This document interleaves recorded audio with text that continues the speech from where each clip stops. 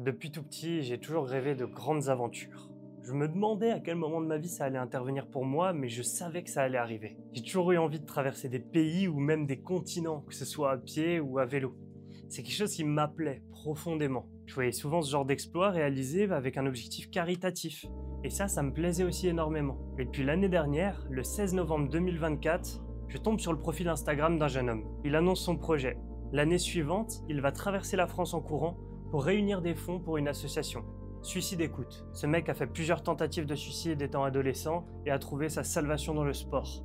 Et moi ça me touche en plein cœur. J'ai grandi avec des problèmes similaires autour de moi et j'ai moi-même eu des idées noires lors de mon adolescence. Donc ce projet, je m'y suis connecté tout de suite, avec une hâte profonde. Je m'y suis lié. C'était une année charnière pour moi. J'avais 25 ans et à 17 ans, j'avais écrit un plan de vie. Et justement, l'année de mes 25 ans, c'était l'année du cap. Le moment où je devais passer d'une phase de développement personnel à une phase d'action. Et ce projet, il tombait à pic, sur tous les plans. Je commence alors ma préparation mentale. Je me suis dit, ça y est, tu vas le faire. Sauf qu'à ce moment-là, j'étais encore très loin des capacités physiques nécessaires. J'avais même jamais couru plus de 30 km. Ça tombe bien. En septembre, j'ai commencé une préparation pour un Ironman, avec un collègue pompier, marathonien, habitant à 2 pas de chez moi, avec qui je cours souvent, et avec qui j'ai même fait ma formation militaire initiale. Piscine, course à pied, et il vient même m'aider à l'appart pour bosser sur ma boîte. Autant dire que c'est pas forcément des moments où on rigole beaucoup. Le 29 septembre, je le vois exploser le marathon de Berlin, avec un temps de 2 heures, 50 minutes et 29 secondes. Mon pote, c'est vraiment une machine. Le 10 novembre, je le vois partir en tête du premier trail urbain de Marseille, et arriver 6e au scratch, 5e de sa catégorie d'âge. Bon, c'est bien beau tout ça, mais ces derniers mois, je décline toutes ces invitations pour des moments plus sympas. Apéro, repas ou anniversaire de sa chérie. Ou alors j'accepte, puis je décommande au dernier moment parce que je bosse à fond. Heureusement, mon anniversaire des 25 ans arrive justement. Le 20 novembre 2024. C'est une surprise organisée par ma mère. Et mon pote est là. Cet ami, c'est Rémi. On se voit ce jour-là. Il a le sourire. Ça me fait trop plaisir de le voir. Justement, après une grosse période de rush, ce moment tombe à pic. J'ai justement besoin de reconnecter avec mes amis.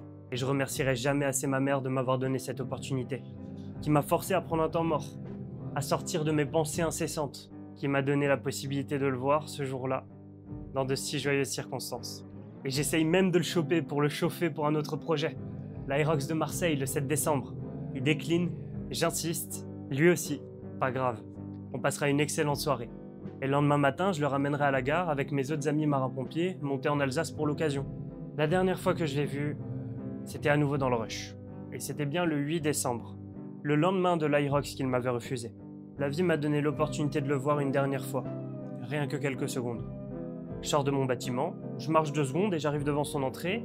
Je marche vite, je suis dans le rush, j'ai mon casque, je pense à 1000 choses, mon regard divague et là, par chance, je l'aperçois. Je le croise en bas de chez lui. Hey, ça fait plaisir de te voir. Désolé, j'ai pas le temps, il y a ma mère qui m'attend en haut. Ah, c'est pas grave, t'inquiète, moi aussi je suis dans le rush, comme d'habitude. On se voit très vite. Bisous mon poulet. Et voilà, on se quitte, en bas de chez lui. Le lendemain soir, je rentre d'un footing et je passe devant chez lui pour rentrer. Il y a un camion de pompiers. Je calcule pas, on est à Marseille, des fourgons de pompiers, il y en a tout le temps. Je regarde juste leur regard, vide, presque noir.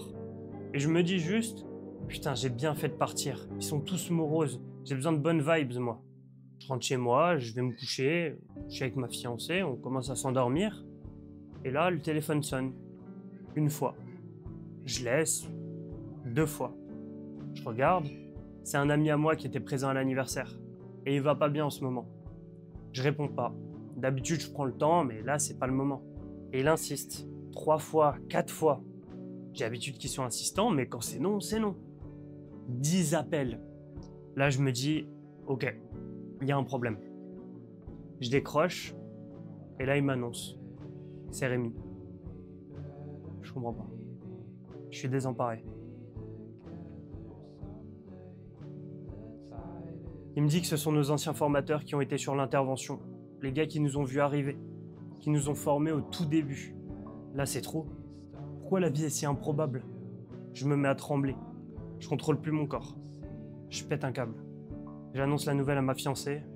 Elle est en état de choc complet elle aussi. Elle le connaissait aussi, bien entendu.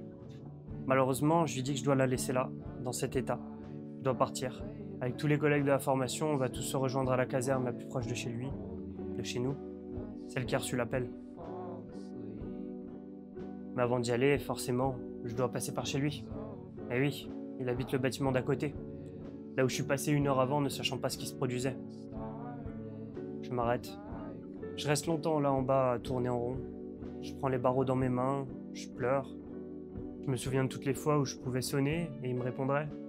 Toutes les fois où je suis venu ici pour le voir, pas pour lui dire adieu. Je regarde le balcon où on allait à chaque fois parce qu'il a une superbe vue sur Marseille, sur la Bonne Mer, sur le Vélodrome.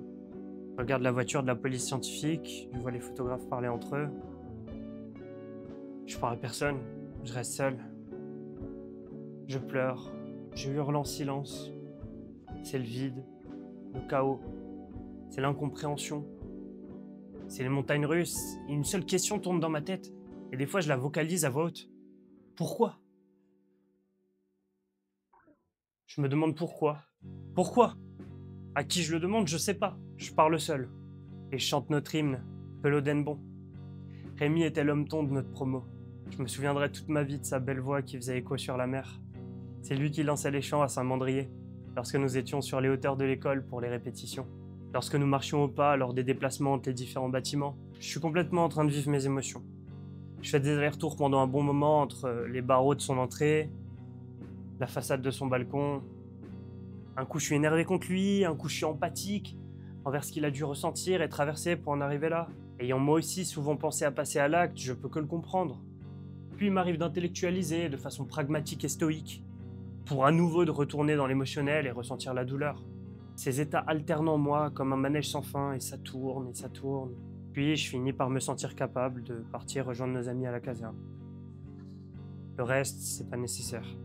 Et ce que je peux te dire, c'est qu'à partir de ce moment-là, mon projet a changé de nature. Il s'agissait plus de courir pour une cause, il s'agissait de porter un frère. Rémi était marathonien, 2h50. On préparait un Ironman, on courait souvent ensemble. Et je sais qu'un tel projet, il aurait adoré y participer. Il m'avait même proposé de faire un projet similaire à vélo en septembre, que j'avais accepté très volontiers, puis annulé par surcharge de travail. Et moi, depuis ce jour, je peux pas sortir de chez moi sans regarder à gauche et voir son immeuble. Je peux pas passer à côté sans regarder son balcon. Pendant des jours et des semaines, je suis obligé de passer de 5 minutes jusqu'à un quart d'heure à lui parler en dessous, chaque fois que j'y passe. Vu que c'est littéralement à la sortie de chez moi et que je me balade 3-4 fois par jour dans le quartier, j'y suis tout le temps sous son balcon. Je peux pas courir sans passer par les mêmes chemins qu'on empruntait, sans penser à lui. En fait, je pense à lui tout le temps. Et ce projet, pour moi, c'est littéralement devenu lui. La représentation vivante de mon ami. La plus belle façon de l'honorer. J'ai dit quelque chose à son père, le jour de l'enterrement. Il s'en rappelle sûrement pas, ce jour-là a dû être si confus pour lui. Mais pour moi, c'était fait. J'avais scellé ma promesse, et je m'en rappelle très bien. J'ai hésité longtemps avant de m'en aller. Je devais lui dire un mot. J'ai passé une demi-heure à tourner en rond. J'étais désemparé, confus. Je n'osais pas aller lui dire au revoir. Je pouvais pas juste lui dire mes condoléances, courage. Je savais pas comment lui dire ce que je ressentais. Et puis ce qui est sorti, c'est ça. Pour moi, la lumière de Rémi ne s'est pas complètement éteinte. Elle continuera de briller tant qu'on l'entretient. C'est pas fini. On va faire des choses pour lui. On va porter sa flamme. Un jour, vous entendrez parler de moi à nouveau. On va faire des choses pour Rémi. Et c'est ce que j'ai fait. Petit à petit, je me détache du projet initial et je relie de plus en plus ce projet à mon ami. Jusqu'au jour où j'ai appelé son ami d'enfance. Et ce jour-là, j'ai passé un cap. J'irai seul.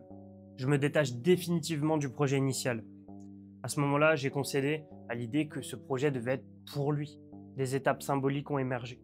Suippes, Paris, Marseille, Saint-Mandrier, Fréjus. Des lieux qui retracent son parcours militaire, humain, amical. Avec son meilleur ami, on structure tout ça.